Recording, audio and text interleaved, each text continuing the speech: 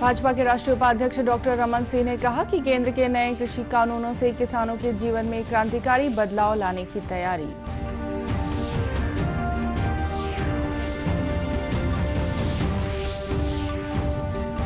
मुख्यमंत्री ने बलरामपुर रामानुजगंज जिले के लिए करीब 247 करोड़ रुपए के विभिन्न विकास कार्यों का लोकार्पण और भूमि पूजन किया।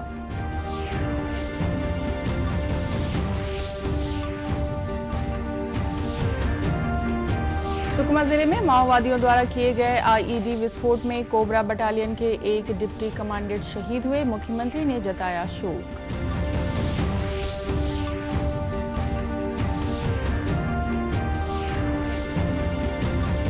और कोंडागांव की ढोकरा शिल्पकला वोकल फॉर लोकल के संदेश को कर रही है चरितार्थ। मांग बढ़ने से रोजगार के अवसर खुले।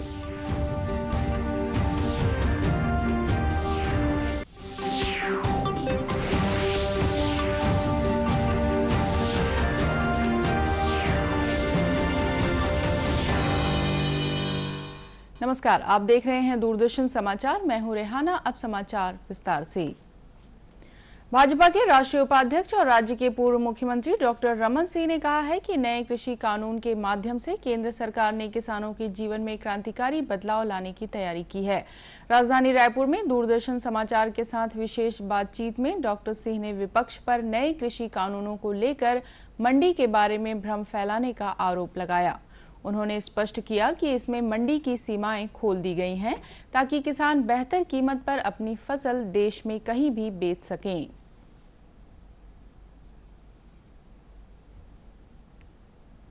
ये जो निर्णय हुआ एक क्रांतिकारी निर्णय है। माननीय प्रधानमंत्री जी के नेतृत्व में कृषि मंत्रालय नरेंद्र तोमर जी ने लिया और ये क्रांतिकारी निर्णय इसलिए मैं कहता हूं कि किसानों को बंधन से मुक्त, किसानों के एक आजादी देने का विधेयक आया है और इस विधेयक में वो प्रावधान जोड़े गए हैं जिससे किसान को मजबूर होकर उस मंडी तक सीमित रहना पड़ता था। इसलिए जो महत्वपूर्ण बदलाव आए हैं इस बिल के अंदर, जो विषय आए हैं उसमें किसानों को एपीएमसी एक्ट यानी मंडी के बारे में अलग अलग भ्रम फैलाने की कोशिश और साजिश हो रही है। किसानों के लिए मंडी की सीमा को दूर जाकर किसान को मंडी से बाहर भी फसल बेचने की आजादी, राज्यों के बाहर भी राज्य की सीमा भी नहीं, एक राष्ट्र एक कानून, और दूसरा राज्य के बाहर भी जाता है तो उसे कोई टैक्स नहीं लगेगा, मंडी के बाहर कोई टैक्स नहीं लगेगा। उसकी मर्जी है तो मंडी में बेचे या सोसाइटी में। डॉक्टर सिंह ने नए कृषि कानून में अनुबंध खेती को किसानों के लिए दोहरा फायदा देने वाला बताया। उन्होंने कहा कि इससे किसानों को अच्छी फसल होने पर एक और जहां बेहतर कीमत मिल सकेंगी, वहीं उपज खराब होने पर भी आश्वासन कीमत के प्रावधानों के तहत किसानों को किसी तरह का नुकसान नहीं होगा। मुख्यमंत्री भूपेश बघेल ने बलरामपुर रामानुजगंज जिले के मुख्यालय बलरामपुर में आयोजित एक कार्यक्रम में करीब 247 करोड़ रुपए के विभिन्न विकास कार्यों का लोकार्पण और भूमि पूजन किया। इन कार्यों में सड़क, पुल, पुलिया निर्माण, सिंचाई, शासकीय भवन, पेयजल और बिजली सुविधा विस्तार के कार्य शामिल है। इस मौके पर मुख्यमंत्री ने बलरामपुर में उद्यानिकी महाविद्यालय खोलने के साथ ही चांदो, रघुनाथ नगर, डौरा और कोचली को तहसील तथा बारियों को उप तहसील बनाने की घोषणा की। कार्यक्रम को संबोधित करते हुए मुख्यमंत्री ने कहा कि राज्य सरकार गांव, गरीब और किसानों के साथ ही समाज के सभी वर्गों को ध्यान में रखकर योजनाएं बना रही है। मुख्यमंत्री ने कहा कि आगामी 1 वर्ष के भीतर राज्य के सभी विकास खंडों में अंग्रेजी माध्यम के स्कूल खोले जाएंगे। श्री बघेल ने उम्मीद जताई कि इससे निम्न आय वर्ग के बच्चों को निजी स्कूलों की तर्ज पर बेहतर शिक्षा मिल सकेगी। मुख्यमंत्री ने कार्यक्रम स्थल पर लगाए गए शहरी और ग्रामीण आजीविका मिशन, कृषि, उद्यानिकी और स्वास्थ्य सहित अन्य सभी विभागों के स्टॉल का अवलोकन किया। कार्यक्रम में मुख्यमंत्री के साथ स्वास्थ्य मंत्री टीएस सिंहदेव, स्कूल शिक्षा मंत्री डॉक्टर प्रेमसाय सिंह टेकाम, खाद्य मंत्री अमरजीत भगत और उच्च शिक्षा मंत्री उमेश पटेल सहित कई अन्य जनप्रतिनिधि उपस्थित थे। कृषि मंत्री रविंद्र चौबे ने कहा है कि समर्थन मूल्य पर धान खरीदी और गोधन न्याय योजना जैसे अहम फैसलों के माध्यम से राज्य सरकार लगातार किसानों के हित में कार्य कर रही है। यह बात श्री चौबे ने बेमेतरा जिले के थान खमहरिया क्षेत्र के दौरे के दौरान कही। इस मौके पर उन्होंने नवा गांव कला और पद्मी में नवीन सेवा सहकारी समिति धान खरीदी केंद्र का लोकार्पण किया। साथ ही कृषि मंत्री किसान सम्मेलन में भी शामिल हुए। बाद में पत्रकारों से बातचीत करते हुए श्री चौबे ने कहा कि राज्य सरकार महत्वाकांक्षी योजनाओं के माध्यम से किसानों के हित में काम कर रही है।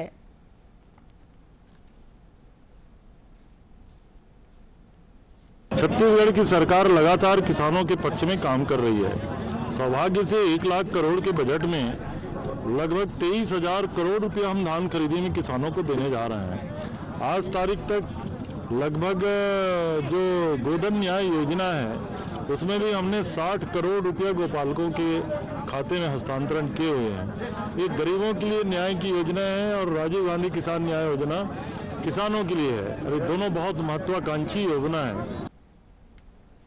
एक अन्य सवाल के जवाब में कृषि मंत्री ने कहा कि पर्याप्त बारदानों की व्यवस्था कर हर हाल में किसानों की उपज खरीदी जाएगी।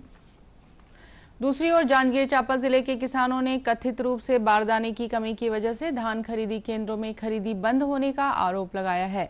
किसानों ने बताया कि जिले के जयजयपुर स्थित कचंदा गांव के खरीदी केंद्र में केवल पहले दिन ही धान खरीदा गया। इसके बाद बारदाने की कमी बताते हुए इस केंद्र को बंद रखा गया है।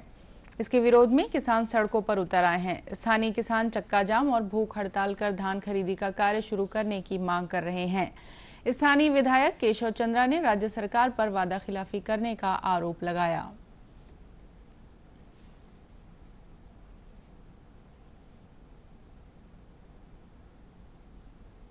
आज इस प्रदेश में स्थिति यह है कि 2 दिन 3 दिन खरीदी होने के बाद किसी भी खरीदी केंद्र में बारदाना नहीं है। नए समिति का गठन किए हैं, नए खरीदी केंद्र बनाए हैं, लेकिन सेवा सहकारी समिति कचंदा जो बहुत पुराना समिति है, बहुत बड़ा समिति है, वहां आज भी खरीदी नहीं हो पा रही है। और इन मांगों को लेकर के निरंतर हम विधानसभा में भी अवगत कराए, सेक्रेटरी को, माननीय मुख्यमंत्री जी को, माननीय खाद्य मंत्री जी को व्यक्तिगत भेंट करके अवगत कराए। और जब समाधान नहीं मिला तो वहां के किसान लोग 8 तारीख से तहसील ऑफिस के सामने में निरंतर जो है 11 तारीख तक आंदोलन किए, उसमें भी कोई निराकरण नहीं निकला। तो 11 तारीख को 11 बजे से लेकर के 8 बजे तक यहाँ धरना प्रदर्शन किए, चक्का जाम किए और आज भी वही स्थिति है। इन किसानों ने कल भी बाराद्वार हसौद मार्ग पर चक्का जाम किया था। इनका कहना है कि मांगे पूरी नहीं होने तक आंदोलन जारी रहेगा।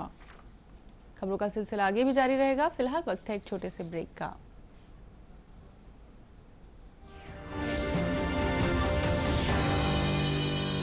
फेस मास्क कोरोना से रोकथाम का सबसे प्रभावी उपाय साबित हुआ है। विश्व स्वास्थ्य संगठन और विशेषज्ञों के शोध का भी यही निष्कर्ष है कि मास्क से मुंह और नाक को अच्छी तरह ढककर कोरोना संक्रमण को कम किया जा सकता है। बिना मास्क या फेस कवर के घर से बाहर निकलने की अभी कल्पना करना भी सही नहीं है। जुड़िए डीडी न्यूज की खास मुहिम मास्क अप इंडिया के साथ। ब्रेक के बाद एक बार फिर स्वागत है आपका दूरदर्शन समाचार में। सुकमा जिले में माओवादियों द्वारा किए गए आईईडी विस्फोट में सीआरपीएफ की कोबरा बटालियन के डिप्टी कमांडेंट विकास कुमार शहीद हो गए हैं। कोबरा 208वीं बटालियन के जवान कल किस्टाराम इलाके में गश्त पर निकले हुए थे। इसी दौरान माओवादियों ने जवानों को निशाना बनाते हुए आईईडी विस्फोट किया, जिसकी चपेट में आने से डिप्टी कमांडेंट श्री कुमार गंभीर रूप से घायल हो गए थे, जहां से उन्हें तत्काल कैंप में लाया गया और फिर हेलीकॉप्टर के जरिए रायपुर भेजा गया था। इलाज के दौरान बीती रात विकास कुमार का निधन हो गया। माना स्थित 4थी बटालियन में आज शहीद जवान को अंतिम सलामी दी गई। इस मौके पर रायपुर जिले के प्रभारी मंत्री रविंद्र चौबे और राज्य के पुलिस महानिदेशक डीएम अवस्थी के साथ पुलिस और सीआरपीएफ के अन्य वरिष्ठ अधिकारी मौजूद थे। इसके बाद शहीद जवान के पार्थिव शरीर को उनके गृहग्राम के लिए रवाना कर दिया गया। विकास कुमार मूल रूप से उत्तर प्रदेश के मुजफ्फरपुर के रहने वाले थे। मुख्यमंत्री भूपेश बघेल ने कोबरा बटालियन के डिप्टी कमांडेंट की शहादत पर गहरा दुख व्यक्त किया है। अपने शोक संदेश में उन्होंने कहा कि जवान की शहादत व्यर्थ नहीं जाएगी और माओवादियों के खिलाफ सुरक्षा बलों के ऑपरेशन में और तेजी लाई जाएगी। श्री बघेल ने शहीद जवान के परिजनों के प्रति संवेदना जताई। रामवन गमन पथ पर्यटन रथ यात्रा और मोटरसाइकिल रैली का शुभारंभ आज से प्रदेश के उत्तरी और दक्षिणी क्षेत्रों में एक साथ शुरू हुआ। राज्य सरकार के कार्यकाल का 2 वर्ष पूरा होने के उपलक्ष्य में इन कार्यक्रमों का आयोजन किया जा रहा है। 4 दिवसीय इस यात्रा के दौरान 1574 किलोमीटर की दूरी तय की जाएगी। दोनों क्षेत्रों की यात्राओं का समापन 17 दिसंबर को रायपुर के चंदखुरी स्थित माता कौशल्या के मंदिर में होगा। कोरिया जिले के सीतामढ़ी हरचैका से विधायक गुलाब कमरो ने आज इस यात्रा को हरी झंडी दिखाकर रवाना किया।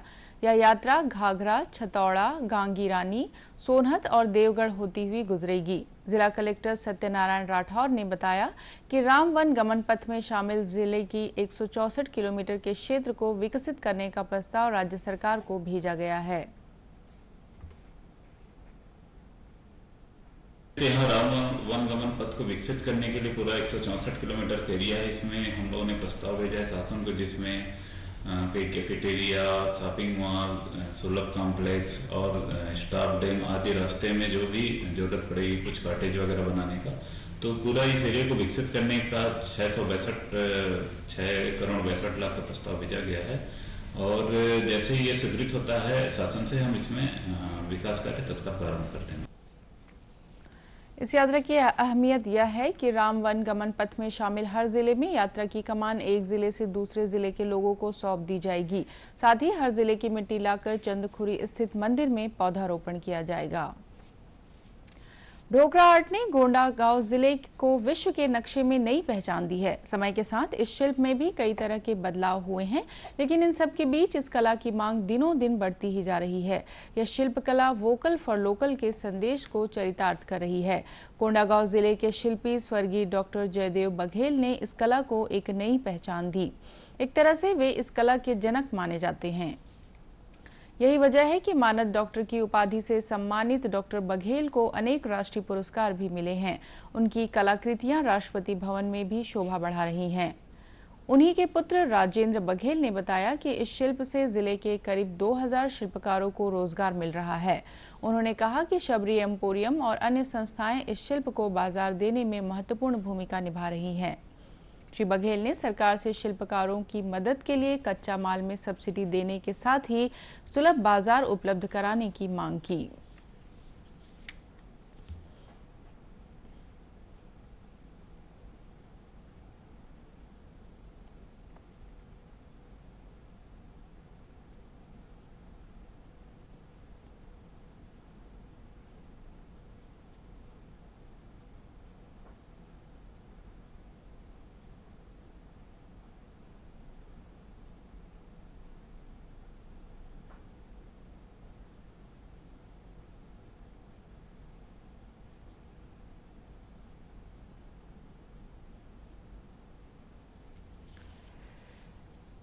श्री बघेल ने सरकार से शिल्पकारों की मदद के लिए कच्चा माल में सब्सिडी देने के साथ ही सुलभ बाजार उपलब्ध कराने की मांग की। वहीं एक अन्य शिल्पकार सुरेश वाघमारे का कहना है कि ढोकरा शिल्प की अच्छी खासी मांग है, जिससे रोजगार के अवसर खुलते हैं।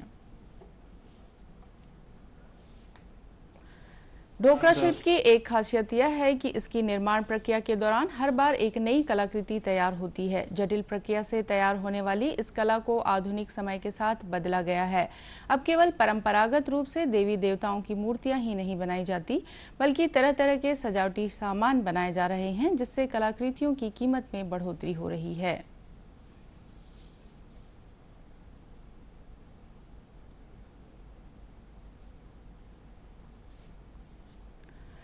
दूरदर्शन केंद्र रायपुर से प्रसारित होने वाले प्रादेशिक समाचार को आप YouTube पर भी देख सकते हैं। हमारे YouTube चैनल छत्तीसगढ़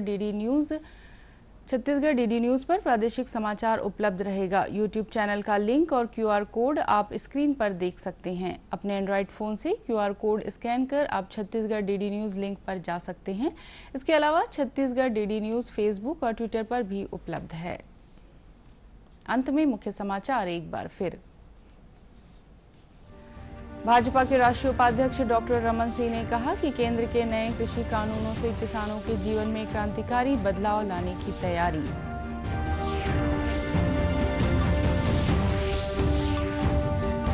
मुख्यमंत्री ने बलरामपुर रामानुजगंज जिले के लिए करीब 247 करोड़ रुपए के विभिन्न विकास कार्यों का लोकार्पण और भूमि पूजन किया।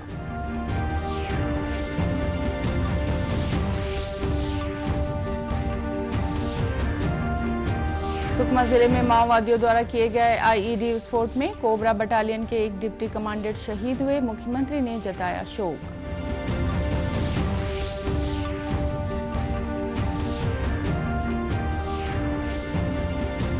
और कोंडागांव की ढोकरा शिल्पकला वोकल फॉर लोकल के संदेश को कर रही है चरितार्थ। मांग बढ़ने से रोजगार के अवसर खुले।